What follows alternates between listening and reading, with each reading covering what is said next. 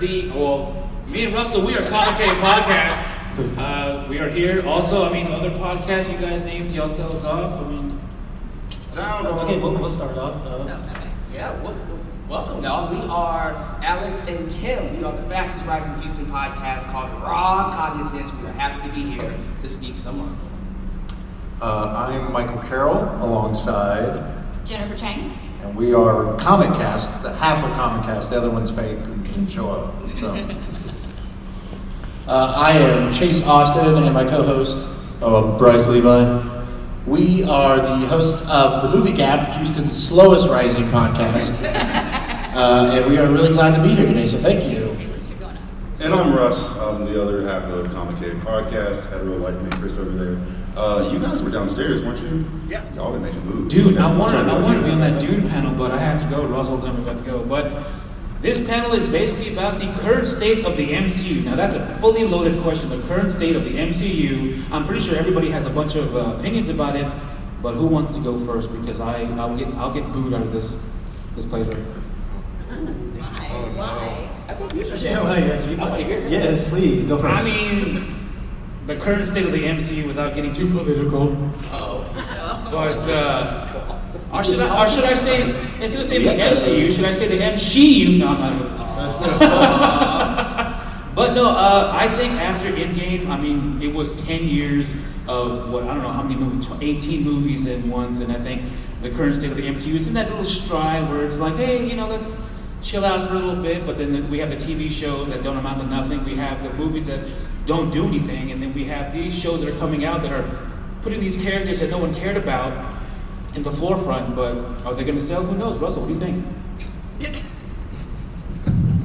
Yeah, I definitely feel like personally that they are overcompensating in a lot of ways. They see, like Thor, for example, they realize, oh, hey, look, Thor Ragnarok did well. It's very comedic, and it just went head first down that rabbit hole with it.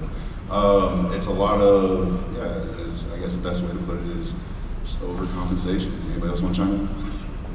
Well, I think that part of the problem is that they are becoming the only movies that come out, more or less, is what it feels like.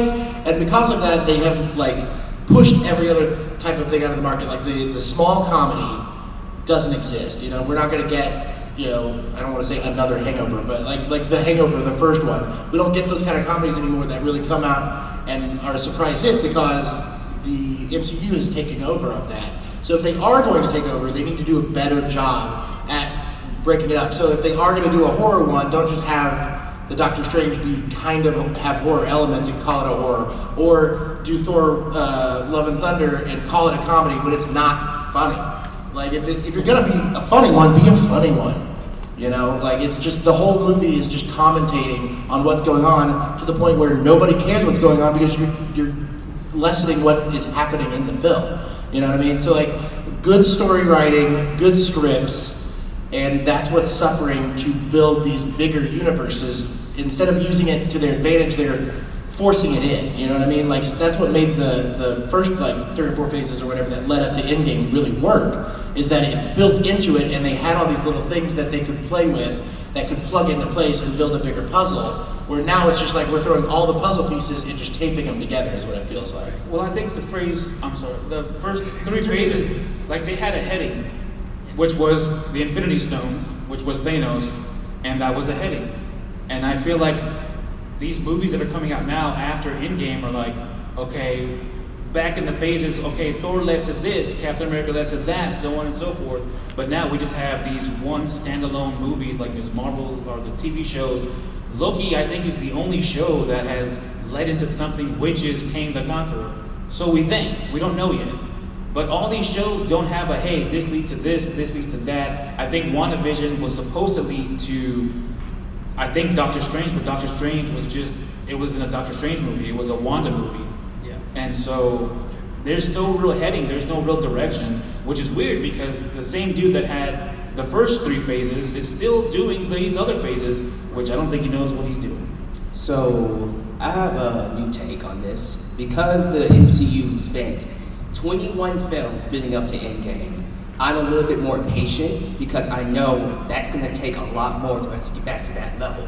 Endgame set the bar really, really high for films. We're talking like box office records. So for me, we're starting back over again. So when you're coming off that high, of course the movies and the films and the Disney Plus shows are going to feel not as good.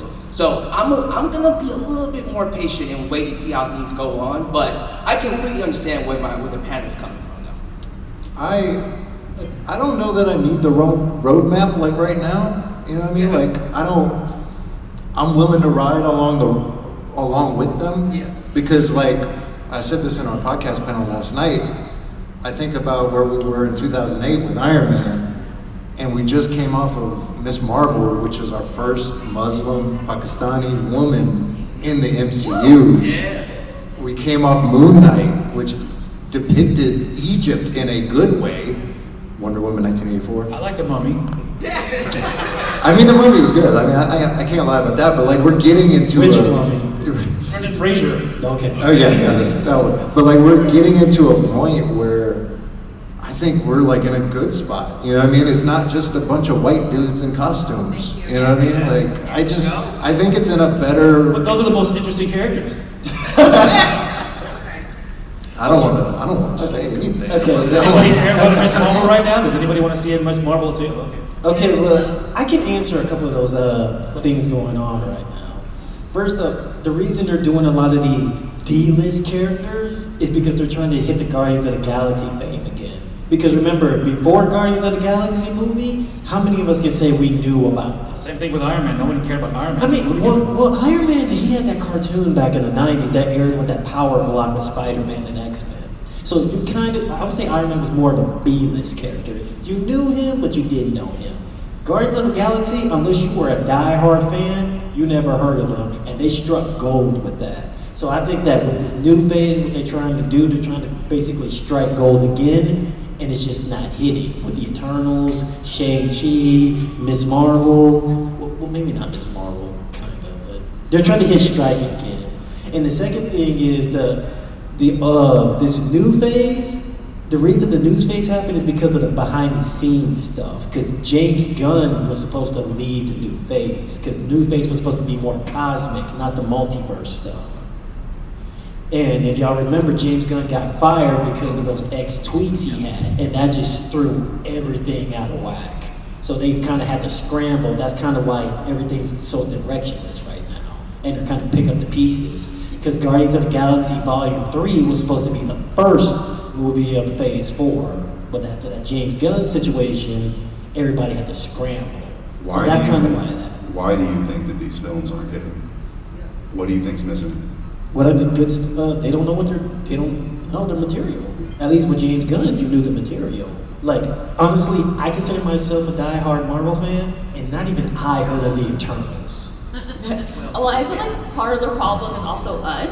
I feel like we don't give people room to experiment or to grow or to try new things. Like no one hit bats 1,000 every day of their life. Like why are we expecting people, like normal people run these companies? Why do we expect them to be perfect and 100% all the time? Give them some room to try and experiment. That's what Iron Man was in the first place, right? So like give them the chance to do that again. And I feel like we're being too harsh with not just with the MCU, like Star Wars, like anything that like if they don't like it an inch, people go all in on the hate. And I feel like we're just being too harsh on them, and we don't look at ourselves as the villain, which we kind of are in this point. True queen. Well, I see what you're saying, and I agree with you to a certain point, but I think that Marvel, like the machine, the Disney of it, is partially to blame at that as well, because they're trying to hit on all bases all at once. They're not letting the directors who are the ones, or the writers and the directors come up with something totally original. You know, like Guardians, they let James Gunn have it because it was such a low stakes thing, and at the point it was, $60 million is still a pretty hefty budget, but for a Marvel movie, it's not, and that's why it made so much money, because it costs so much less. But then when you start putting $200 million into a budget, it's got to produce a $600 million thing, so they're making it harder and harder to branch out, or they're pigeonholing it into something like, oh, Thor is for the comedy section, the Doctor Strange is going to be in this horror thing. But like, if you let Sam Raimi do what he needs to do to make a great film, you get Spider-Man 2, which is easily the best superhero film that's ever been made. So like, and I think that Raimi did a pretty good job with considering the parameters that he had, and they did give him a little more leeway, probably because of his history with Marvel before. I think that Marvel in itself as the company should be allowing more one-off stuff that doesn't necessarily have to appeal to every single person.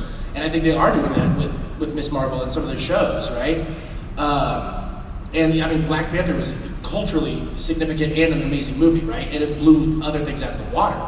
So being able to branch out where they don't necessarily have to, each single one is the next episode that we're going to tune into next month. This very episodic filmmaking thing, which goes against the whole style of making films, that makes it different from television, which is one thing that is a problem with cinema these days, is that there's a less and less difference between what we watch on television and what we see in the cinema, right? And then watching a movie at home is the same as watching the next episode of Better Call Saul, because television is escalating in its quality. And the movie-going experience is kind of getting dumbed down because it's all becoming one thing that's good for everybody instead of telling these distinct little stories. You know what I mean? Like, if we went and saw Citizen Kane, it was one story. If that was the beginning of this expanded Kane universe, then why didn't, you have to do this whole thing. So it's a different art form that they're trying to fit into another art form. It was working before, and I think it can work again, but they need to, instead of trying to make it something that it's not, use the way that they're doing it to make it something new. I want to take a step back real quick, because you said that like Iron Man was able to do something a little bit different, unique. Iron Man still kept core values of that character intact. You look at something like Thor now, he is nothing like his comic counterpart. And it's not to say that I want the same exact story from the comics. I don't, because I already know what happens. That's boring. You can change things, you can make it interesting, but still keep those core values the same. And that's what they're messing up with a lot of these characters right now. Anybody? No, I agree with you. You think Spider-Man 2 is better than Infinity Wars? Yeah. Tripping, man. Better than Dark Knight? Yeah. Come on, man. All right. Well, all right. I'm glad y'all are here today to witness that I officially announced my departure from the movie guy. I'm not working with this man anymore. Just kidding. All right. Anyway. Well, okay. So this is a question for y'all, right? I'm genuinely curious because like the whole thing of our podcast is that like I don't watch movies and stuff, and so I catch up on it. So I'm not really like a big MCU head. I only am because of this podcast. What's up with the X-Men, man? When are they gonna figure that out and get that in? Because I think if you really want to save sorry. If you really want to save stuff, find a new Wolverine, find the guy, make the X-Men, and boom, let it go from there, right? Okay. Do we want to replace Wolverine? Yeah, you have to. You have to. Hugh Jackman. They're gonna have to. Yeah, I mean, Hugh Jackman said he's done. Yeah, he said he might come back if they do like a Secret Wars movie. He might do that, but as far as a full-time thing, he said he's done. So they have to replace him. He's over 50, and it's getting harder and harder to look that good. Like again, especially when you're going up against Chris Hemsworth, who's still in his prime, and even he's having a hard time looking superhero style. Like, God bless you, Jackman, for doing it for 17 years or whatever it really was. But you gotta pass the torch off sometime. But yeah, to answer your question with X-Men, the reason before that is because of licensing issue, which they just fairly recently required the rights back. And Kevin Feige confirmed X-Men is coming, and if y'all, spoiler alert, if you haven't caught up with Ms. Marvel, they just dropped that Ms. Marvel is a mutant. So they're slowly building, they're coming. It's confirmed they're coming. It's just, I would say probably within the next 3-4 years, 5 years they'll be coming. Yeah. That's a ballpark in it. But they're coming. Me and him just had a debate about this. I think Fantastic Four is probably going to drop first before X-Men. Yeah. But, they're coming, so. Get ready. Yeah, because they're trying to distance themselves from Inhumans because they really botched the Inhumans storyline. So I think that's one of the reasons why they made Miss Marvel a mutant, because in the comics and in the TV show, she was Inhuman. So I think she's being used as that gateway to the mutant side. So. Yeah, and that goes back to like you're talking about the rights and stuff. One of the reasons they introduced the Inhumans earlier is they had the rights to them. And so they were going to kind of get that as their foray into introducing some of the X-Men that they had the rights to, because of that. So when that television show bombed, they had to like totally scrap all of that. Yes. And then when they acquired, Fox, like you said. And then that's what happened with Quicksilver and Scarlet Witch, because they only were able to use them because they couldn't use the term mutants. So if you go back and remember, they used miracles. But now since they got it back, now they're starting to hint at that maybe the Mind Stone unlocks something within them. So now they're starting to kind of push that maybe there's something more going on with those two.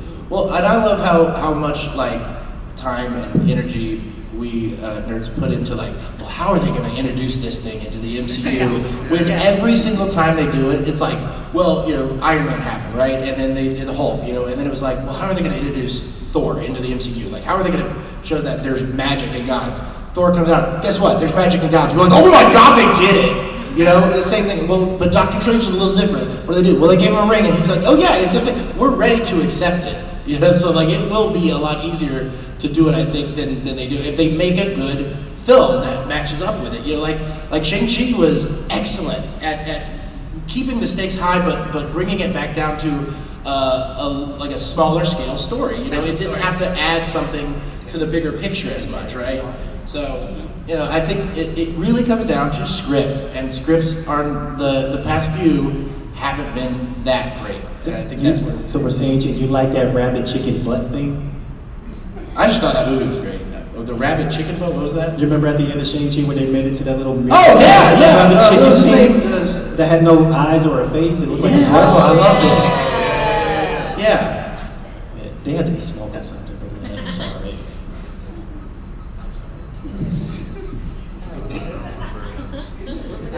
Alex? Oh, yeah, now I'll talk, right? Anyways, so here's my thing. I think for me, because I don't read the comic books and I'm specifically just movies and cartoons, I feel like I'm able to come at it from a point where I can appreciate a bit more. You get me? Like, I absolutely loved Miss Marvel. I loved what it represented. I loved the character. I loved everybody. I even loved the person who played Kamala. She was awesome. So for me, I just feel like what they're doing is just fine. I think the standalone stuff is good because it's establishing them right now, and then eventually when they come together, you're going to appreciate them more. So I don't know. I just feel like I agree with you. Like I'm like you. Like I don't read any of the comics. I'm strictly the movies. Yeah. And when I watch these movies, I don't come into it with baggage. Like I don't come into it with like external knowledge of how it should be or what it's supposed to look like. You know what I mean? Like I just take it for what it is. And if I'm entertained, I'm entertained. And if I'm not, okay, move on to something else. And I feel like our world moves so fast that I don't have time to stop and analyze every TV show that I watch down to like every second, every grain, and go back to the comics and be like, well, what did they say in the comics? You know what I mean? Like I don't have the energy nor the time nor the will to do that anymore. I think we all realize that things are more important than that. Honestly, it is complaining about a lot of the problems with the MCU. You're just, how do I say, like holding on to. It's not for you. It's meant to be for a more general, broad public. So it doesn't matter. Yes, I agree with what you were saying, and but the point of the whole point of a company in general is to make money, right? Yeah. And the way that you make money is you make it geared to a lot of people, and exactly, people are entertained by what they are entertained by, but you don't know that from a focus group of 20 people. So you try to make it as entertaining for a large group of people as you can, because at the end of the day, Kevin is running a business, and if he doesn't make money, then he doesn't have a job anymore. And this is we are capitalism, right? We are in this to make money. So I think the fact that he is making it broader is kind of just an end goal of I need to make money, to keep my job. Can y'all believe it's only been 20 minutes? Really? I got a question for everybody. For the guys that are into the comic books on it, how do you feel about the MCU being called the 616? No one is here is for comics. They're just strictly for the movies and TVs. Really? Is it? I thought we had some comic fans in here. Yeah, you guys said that you didn't read the comics, right? He said So, the other. give him a mic. I honestly thought that was. I mean, it didn't bother. It did and it didn't because I thought that, like Earth 616. That's the original comics line, the original comic run, and I thought that, and I figured they only did that kind of as a throwaway Easter egg, so I just kind of let that go. I mean, it didn't bother me too much because I think the movie universe is like Earth 813 or something like that from the comics.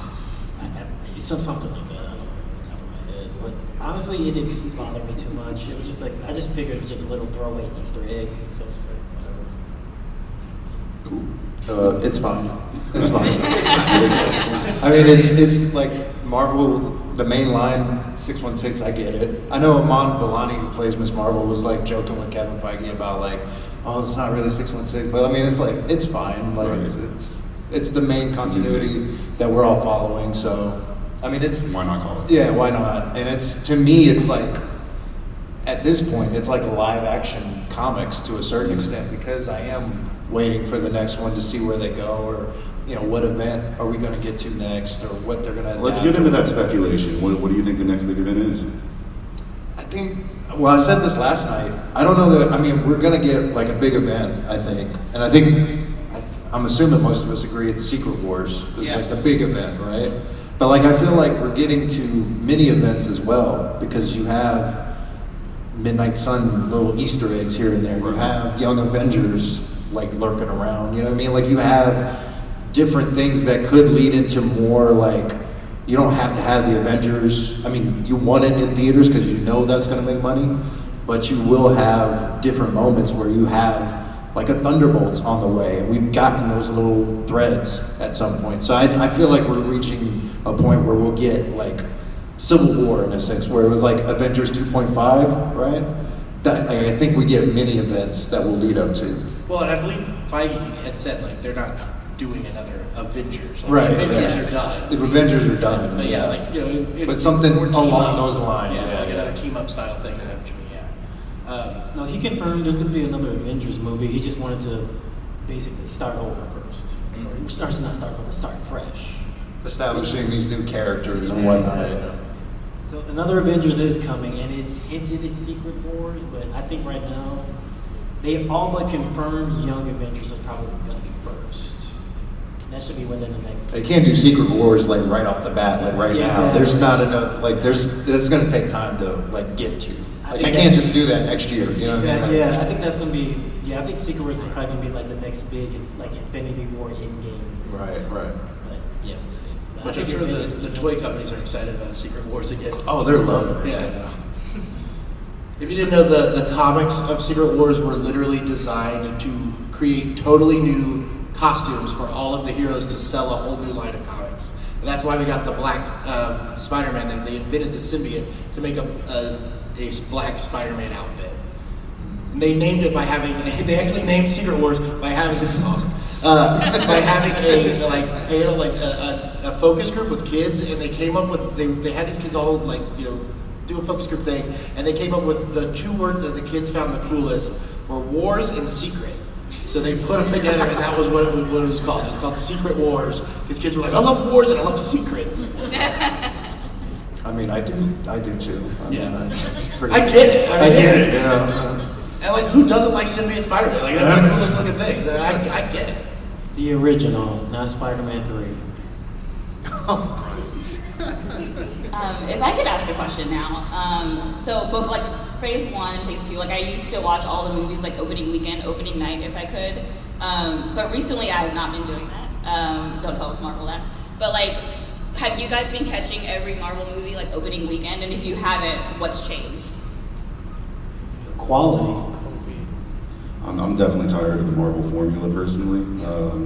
I'm still catching most of them just because I'm still a fan at heart, but it's definitely losing me more and more, and I'm not like rushing to see them at box office anymore. It's more or less like, hey, my friends are going to see it, cool, I might go check that one out. There's some that I'm more excited for than others, it just kind of like depends, but it's definitely, I feel like a lot of people honestly are getting tired of like that Marvel formula, so to speak. Dude, specifically, I'm getting tired of the Marvel humor, if that means anything. The jokes that, I don't know, I just feel like I've seen enough of it now. Unless you have a Robert Downey Jr., someone who can really sell it, it's just not hitting for me no more. Like, I still love the action scenes. I still love the way it looks. It's great graphics and all of that, but every time they try to be funny, it's just... Has everybody in here seen Thor: Love and Thunder? Yeah. Anybody know? Yeah. All right, no spoilers. All right, I'm gonna leave that one alone. No.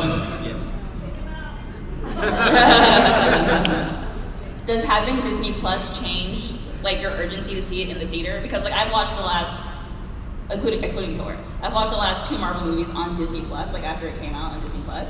Like my sense of urgency is less because of Disney Plus. Yes. Yeah. I mean, I rushed out to see Doctor Strange, but I was out of town by myself and had nothing to do that Friday. So I was like, well, I'll go see it. And I'm a huge Sam Raimi fan from forever. So I definitely wanted to see that one in theaters, and I did. And then I went and saw Thor because we were doing it for the podcast, you know, and so we kind of rushed out to do it, and then we ended up not doing an episode on it. But don't tell my taxes, because that's a write-off. Hey, I talked about it here, that counts. So when they were first talking about the Disney Plus shows, Feige was saying that he like you don't have to watch the shows in order to watch the movies, right? Do you think they're getting away from that already? Big time. Do you think there's too much context within the shows? Yeah, they established that WandaVision, if you hadn't seen WandaVision, you would have been lost for Doctor Strange, too. Or she just rehashed the same development? You haven't seen the show, right? Oh yeah, I was kind of mad. Yeah, I was kind of mad about that Doctor Strange stuff, because Chase was like, "Oh yeah, you don't really need to watch it, all this and that," and I was like, "All right, cool." And then I went into it and I was like, "What the hell? Like, are they even talking about with Wanda? You killed a bunch of people? What the hell?" I thought she was the good guy. Right, yeah. And so I was kind of like, but I was really more mad about it because they had said you don't have to worry about watching the shows, because who's got time for that? Right. You know? And then they like did something as deliberate as that to be like a main plot point in one of their movies, and I was like, man, F y'all, bro. You know what I mean? Like, Did you go back and watch it after you saw the movie? Yeah, begrudgingly. Yeah. I did. Well, and I also, when we were doing it for the podcast, it was like right in the pandemic, and we were doing all of our podcasts with each other like on Zoom, and so he had never seen any Marvel movies, or you had seen like Iron Man. Iron Man in theaters. Yeah, you saw Iron Man in theaters when it came out. What year was this? This was like 2019, 2020, yeah, the pandemic. And so we were like, well, let's just tackle the Marvel movies. And I was like, well, I don't want to do 22 episodes, because we do 1 movie an episode typically. And so I don't want to do 23 movies in a row of these Marvel movies. So like, let's just skip to the big ones, and like you'll catch up. So we started with Avengers, and he was like, I don't know what's going on. Oh yeah. You started with Avengers. Yeah, we started with Avengers, and he was like, I don't know, because you didn't even really know who Captain America was or anything. I didn't know his whole backstory, because I'm not like a comic book guy. I'm a man. If this was a Dragon Ball panel, I'd be all on this. I'm like, let's switch this. Do it. All right, let's get it. I'm still waiting for that universe to come out. But, The movie? You just made a friend. Look at that. Yeah, his favorite film is Dragon Ball Evolution. Yo, all right, hold on. Now we and you think Spider-Man 2 is better than that? That golden piece of cinema. Snubbed at the Oscars and everything. The Oscars. Razzie snubbed it. What are we talking about? Do you guys have any questions for us or anything like that? Yeah, I yeah, take some yeah. questions. On the topic of the streaming versus the theaters, is it easier to go watch it in theaters because you have to force yourself to actually watch the entire movie? Because at home I can just hit pause and then go do something else. And I then come back. love the question of that, because I have to force myself to watch it. Yeah. If you're like having to force yourself to watch it, why are you watching it? Like that should tell you something about it already, you know. And, well, he's forced to watch it because we do the podcast. But no, actually, Bryce, tell them how you watched Infinity War. Oh yeah, bro. On my phone with the AirPods. It was dope. It was great. The AirPods got great sound quality. The screen is small, but man, I had the lights off. I felt like I was in the theater. I had the surround sound. I had the best seat in the house. Headphones? The Beats headphones? No, the Apple AirPods. Yeah, just okay. And surround sound and everything. I was there with them. I was in You were in the the war. You in it. You were fighting. bro, I was in the war. I was hiding behind like some tall reeds, and I was like, oh, you know, I'll just cheer you guys on, you know. And when Thor hit him in the chest, first thing I thought, should have gone for the head. Should have gone for the head, Thor. And sure enough, you know, then I got blipped out for 5 years, and now I'm here. So. But let's get back to his question. Yeah. Oh, the question was movie theaters or at home? Like if they released all the movies just straight to streaming, would you rather go see it in the theater or would you rather just wait till it comes out at home? See, I go back to kind of being lazy, and like since the pandemic, I now work from home. So like watching it from home is kind of like now like my go-to instead of going to the movie theater, because plus also movies are expensive too, right? So like when I work from home, like I can take a lot of breaks and I can do whatever I want. And so like when I watch it at home, I can pause it, do whatever I want, make dinner, you know, and sit down and have a meal that I didn't have to pay for, you know? So I think watching it at home now fits my lifestyle more than it did like 2 years ago. But that again, like that could just be me being lazy and working from home. I'd say it honestly depends on your preference, whether you want to go to the movies or just stay home. I mean, it's like an age of convenience too, though. Like with our schedules and everything nowadays that you got to do. I mean, it's beneficial to have that option. I feel like I want to see stuff in the theater. Like that's most ideal, but I don't necessarily have the funds to go all the time. You know what I mean? And catch everything, especially if I'm trying to get like a whatever good theater, you know, good price or whatever. I do like having that option, but it depends on the movie and the experience. Like with something that I know, like a Marvel product at this point, like I know I'm gonna like. It may not be my favorite thing, but I know I'm gonna have a good time with it. You know what I'm saying? Like I've never walked out saying, "Damn, I wish I'd saved that." You know what I mean? Never regretted that. Suicide Squad, I regretted it. Yes. The first one, not the last one. The first one, oh god. But like, you know, a lot of that. Like I enjoy going to the theater and having that experience. But also with COVID, I've been extra careful and whatnot. It has changed things for sure. And as a consumer and 50-year-old dude, Thanks for that. I get a lot of my stuff from ads and TV, and some of the movies I think get more play than others, like in terms of what made me go to the theater. Oh, yeah. And so like Doctor Strange, I missed it. Like I forgot that didn't know that was coming out. But Thor, I was there because it got to me. Same thing with the Avengers and all those. So I wonder how much that has to do with who wrote it, who directed it. Does it matter? Who wrote it? And I think some of that goes back to also the jokes, like the writing and the plot on every single one of these. I think it's based on the director who did it. And so my other question is, how do they divvy that all up? Like, does the directors come knocking, or does Marvel or Disney cut splitting them out? Like, so that's a lot of things I said. Okay, I can answer that for you. I can answer that for you. The reason you probably got more advertisement for Thor is because Thor is the OG Avenger versus Doctor Strange. Thor was around since the beginning. Doctor Strange, don't get me wrong, not saying Doctor Strange isn't popular or nobody liked him, but they were banking more on Thor because he also has a much bigger built-in audience. So that's probably why he got three movies already? Like, exactly, he got 3 movies, Doctor Strange only had 1. so larger budget for marketing. Exactly. Yeah. So again, you remember he was from the beginning. He's one of the OGs, so that's why they kind of had more to play with him versus Doctor Strange. And really, the only thing Doctor Strange had going for him, besides Benedict Cumberbatch and Elizabeth Olsen, was Sam Raimi. And unless you're a horror fan, you probably wouldn't know who Sam Raimi was too much. So that's kind. I mean, that's kind of why. He did direct the best superhero movie of all time. Yeah, Spider-Man, I suppose. I guess it was like for me, I got a lot of Doctor Strange advertising. Maybe it's because the algorithm for me, what a shock. But like for me, and it got to the point where it was showing too much. Whereas, because they started that right after Spider-Man No Way Home, like it felt like they just started pushing it. Whereas Thor: Love and Thunder, we didn't get our first trailer until like 2 months out. So it was like a heavier push in a tighter window. And then, like, I think we're getting the Black Panther 2 trailer, like, pretty soon, like, in the next couple weeks or so, because we're only 4 months away from that. So, I mean, it kind of varies in terms of marketing.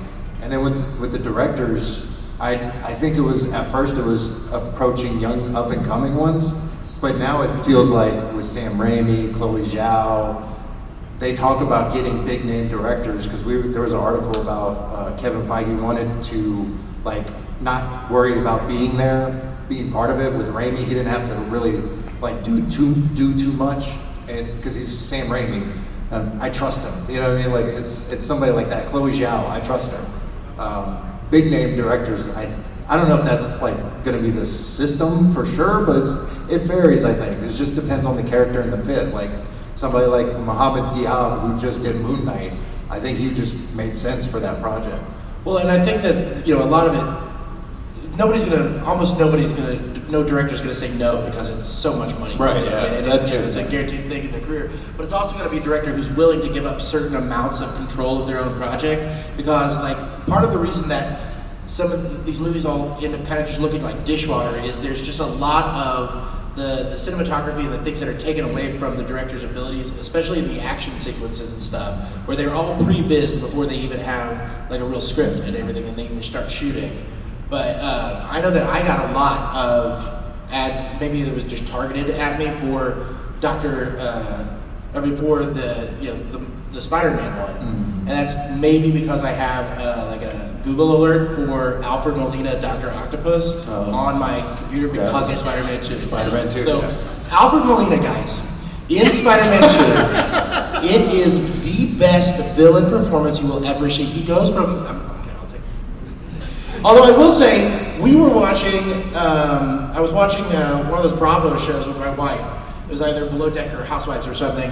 And the whole time during that show was, in the corner was an ad for Thor: Love and Thunder. So I don't know why, but like Thor: Love and Thunder was getting a lot more love and thunder from the publicity department than any of the other ones. I guess I saw like a lot of it during the NBA playoffs too. Well, But I saw it with Doctor Strange as well, like at the beginning of the playoffs, because they were, I forget, one of the trailers premiered or something. It was like, Well, like, I will say that, like, you also have to pay attention to the mediums that you consume daily, right? Yeah. Like, certain movies will place more ads in radio and TV, and some will place more ads in, like, digital, like, online stuff. So, like, I think, I work in radio, right? So, like, I think we got, like, 3 weeks of Thor promotion versus 1 with Doctor Strange, right? So, like, I think, I'm sure Marvel and ABC and Disney and all that have like a very structured, detailed marketing plan, and like, and it also depends on the age group that goes to, like, online versus radio. You know what I mean? So I think also pay attention to the mediums that you consume. And the exception of like Guardians and Guardians 2 specifically,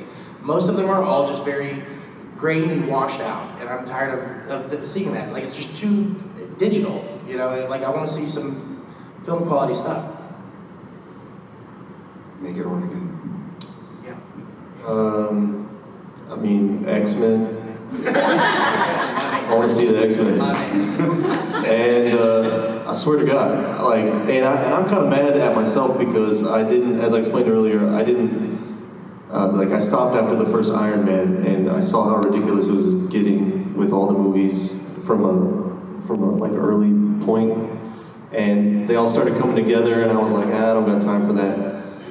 And lo and behold, I ended up watching them all anyway after the fact, and now that I'm into it, and I'm going to every movie, none of them are tying together and stuff, and like not making sense no more. So I'm like, what am I doing? Like, all my time's getting wasted. So no, it's their fault. I didn't go.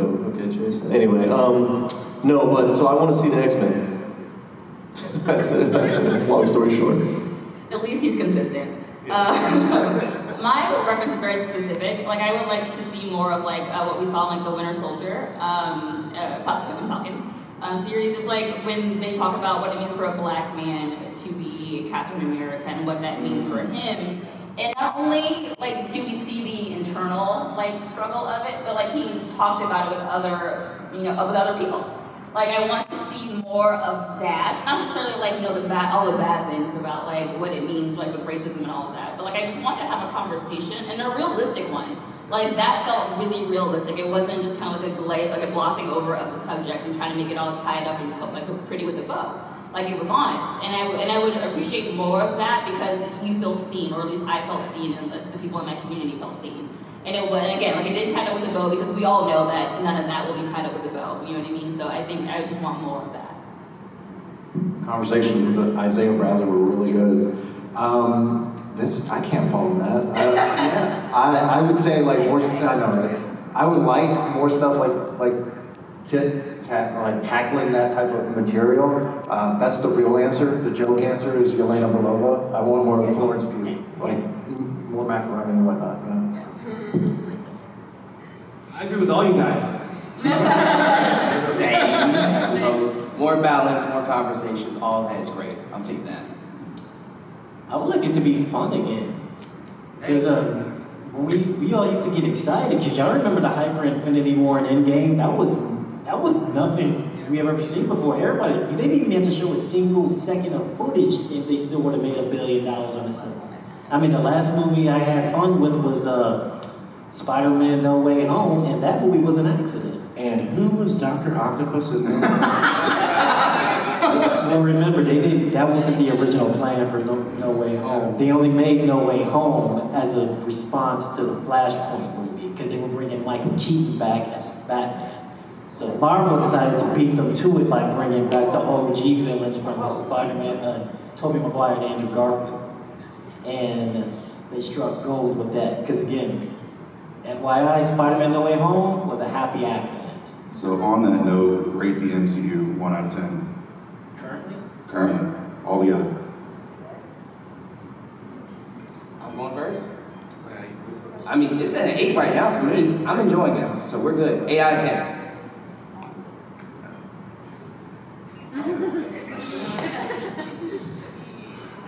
I would say a 5 out of 10. Because it's not fun. It's not fun. The last movie was Spider-Man, and the only reason I like Miss Marvel is because the actress. The story sucked, but the actress was actually really likable. Okay, real quick. What's not fun? Specifically, what's not fun? We'll say that for our podcast. Oh We actually had that meeting before. To be continued. 5 out of 10. I agree with you guys. I'm gonna go 8.5. Can I do 8.5? 9. Yes. It's your opinion. You can do whatever you want. Thank you. Pass. Are we doing Price is Right rules? 8.6.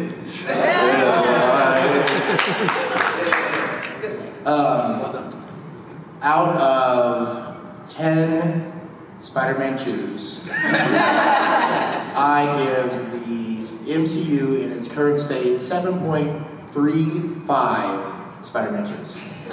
I'm sorry, Spider-Man 2 is overrated. It is.